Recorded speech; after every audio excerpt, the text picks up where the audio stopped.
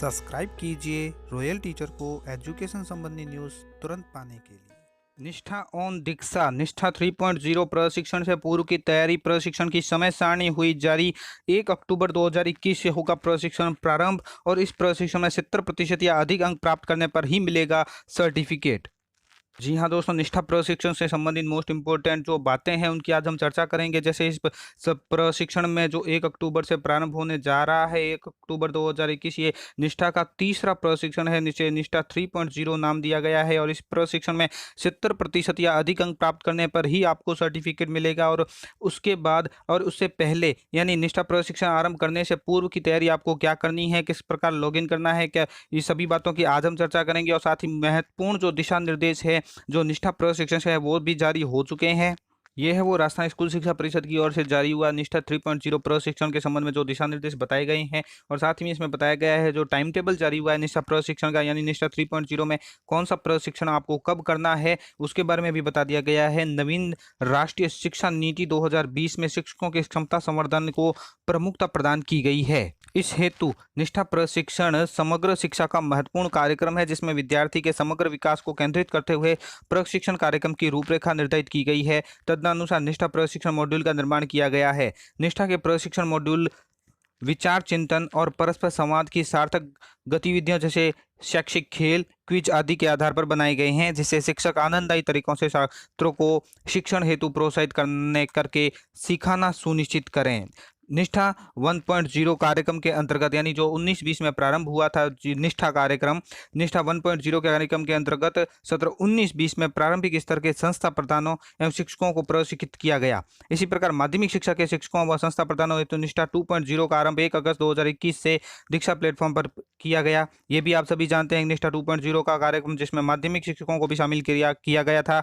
इसी प्रकार अब इसी क्रम में पूर्व प्राथमिक और प्राथमिक स्तर के जो शिक्षक है और संस्था प्रधान है उनके लिए निष्ठा 3.0 का आरंभ 1 अक्टूबर 2021 से 3.0 का लक्ष्य मुख्यतः राष्ट्रीय शिक्षा नीति में उल्लेखित जो FLN है यानी फाउंडेशनल लिटरेसी एंड नंबरकेसी के उद्देश्यों को प्राप्त करना है। खेल, खोज और गतिविधि आधारित शिक्षा शास्त्र को शामिल करते हुए बच्चों के दैनिक जीवन से संबंध करना है। बच्चों की स्थानीय भाषाओं को औपचारिक रूप से शामिल करके एक समावेशी कक्षा वातावरण का निर्माण करना है। साथ ही स्थायी पठन और लेखन कौशल की समझ के साथ बच्चों को प्रेरित, स्वतंत्र, स्वायत्त और पाठक और लेखक बनाना है। छात्रों को संख्या, माप, आकार की समझ और तार्किक बनाने के लिए संख्यात्मक और तार्क स्थानिक समझ के माध्यम से समस्या का समाधान करने के सक्षम बनाना है। छात्रों की परिचित स्थानीय और मातृभाषाओं में उच्च गुणवत्ता और सांस्कृतिक रूप से उत्तरदायी शिक्षण अधिगम सामग्री की उपलब्धता करवाकर प्रभावी उपयोग सुनिश्चित करना।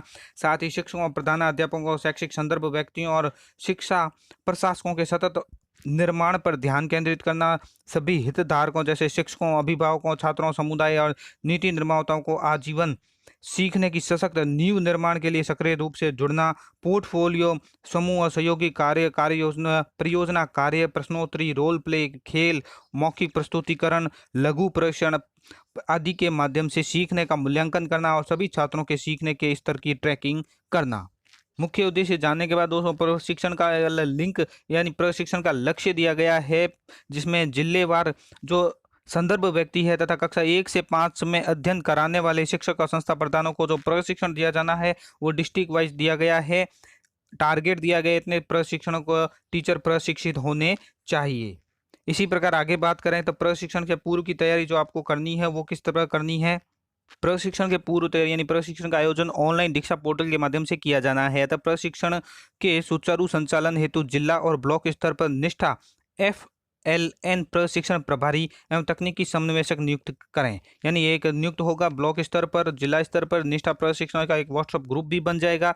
SIERT उदयपुर द्वारा NCERT नई दिल्ली से प्राप्त हिंदी व अंग्रेजी भाषा के मॉड्यूल की समीक्षा की जाकर दीक्षा पोर्टल पर निर्धारित समय से पूर्व अपलोड किया जाए। मॉड्यूल को पोर्टल पर लाइव किए जाने से पहले पूर्व परीक्षण की जाए।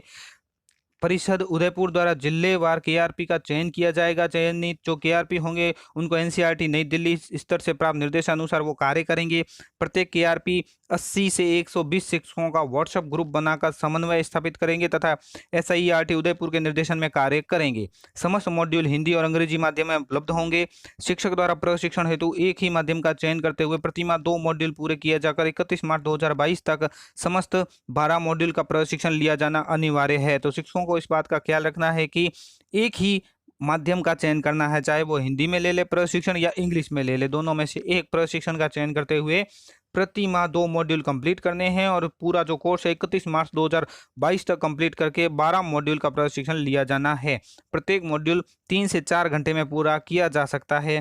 प्रशिक्षक द्वारा 100% मॉड्यूल को पूर्ण करने के लिए मॉड्यूल में सम्मिलित समस्त गतिविधियों जैसे वीडियो एवं पाठ्य सामग्री को एकाग्रता से पूर्ण करना अनिवार्य है।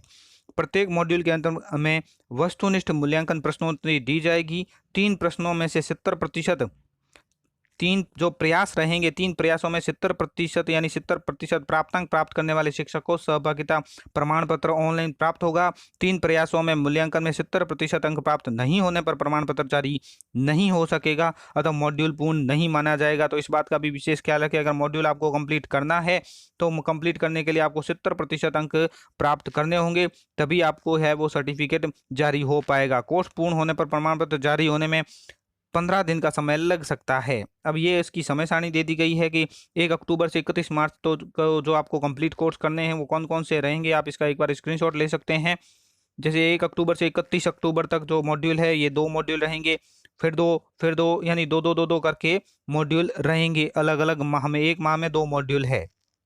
साथ ही प्रशिक्षण वह मानक तय किए गए हैं। जो शिक्षक होंगे केआरपी होंगे उनको 1000 रुपये की दर से मानदेय दिया जाएगा। जैसे पीएबी 2021 में जिलेवार अनुमोदित लक्षित शिक्षकों तथा केआरपी को राशि 1000 रुपये प्रति शिक्षक की दर से high speed data pen drive क्रय हेतु राशि पुनर्भरण किए जाने के लिए जिलों को हस्तांतरित की जाएगी।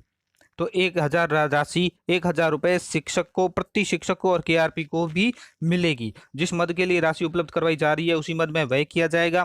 वह राशि का उपयोगिता प्रमाण पत्र निर्धारित प्रपत्र में भिजवाया जाना सुनिश्चित करना है। आपको राशि का उपयोग योजना के दिशा निर्देश, एमएचआरडी की गाइडलाइन और लोक उपानन की पारदर्शिता अधिनियम 12-13 के वित्तीय नियमों की पूर्ण पालना करते हुए वित्तीय प्रक्रिया अनुसार किया जाना सुनिश्चित करना है। उक्त राशि का व्यय वार्षिक कार्य योजना 21-22 की स्वीकृति अनुसार उपमद फाउंडेशनल लिटरेसी एंड नंबरेसी की गतिविधियां capacity building of teacher of grade 1 to 5 से किया जा सकेगा। जिला ब्लॉक लक्षित परीक्षार्थियों को द्वारा दीक्षा ऐप या पोर्टल पर लॉगिन विथ स्टेट सिस्टम से माध्यम से शाला दर्पण स्टाफ आईडी द्वारा समस्त 12 मॉड्यूल पूर्ण करने पर राशि का पुनर्भरण किया जा सकेगा।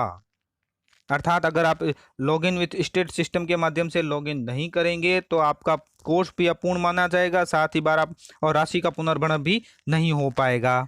इसके लिए दोस्तों आपको क्या करना है कि दीक्षा प्लेटफॉर्म है जो दीक्षा ऐप है वो आपको डाउनलोड करना है और डाउनलोड करने पर login with state system link के माध्यम से शाला दर्पण के स्टाफ विंडो आईडी है आपकी वो और पासवर्ड डाल के लॉगिन करना है और 12 पाठ्यक्रम जो है उनको पूर्ण करना है। और ये अनिवार्य है कि आपको लॉगिन विथ स्टेट सिस्टम का ही चयन करना है और शाला दर्पण की जो आईडी है और पासवर्ड है वो आपको डालना है।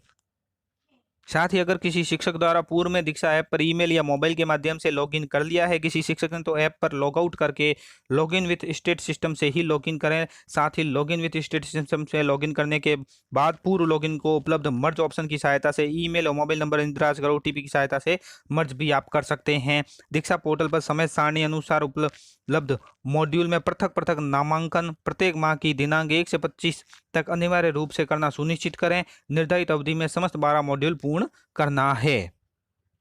तो साथियों ये थे कुछ दिशा निर्देश तो निष्ठा प्रशिक्षण से संबंधित थे। धन्यवाद साथियों, उम्मीद है ये वीडियो आपको पसंद आई होगी। वीडियो पसंद आए तो जरूर लाइक शेयर और सब्सक्राइब कीजिए। पास में आने वाले घंटी के बटन को जरूर दबाएं एजुकेशन संबंधी न्यूज़ तुरंत पाने के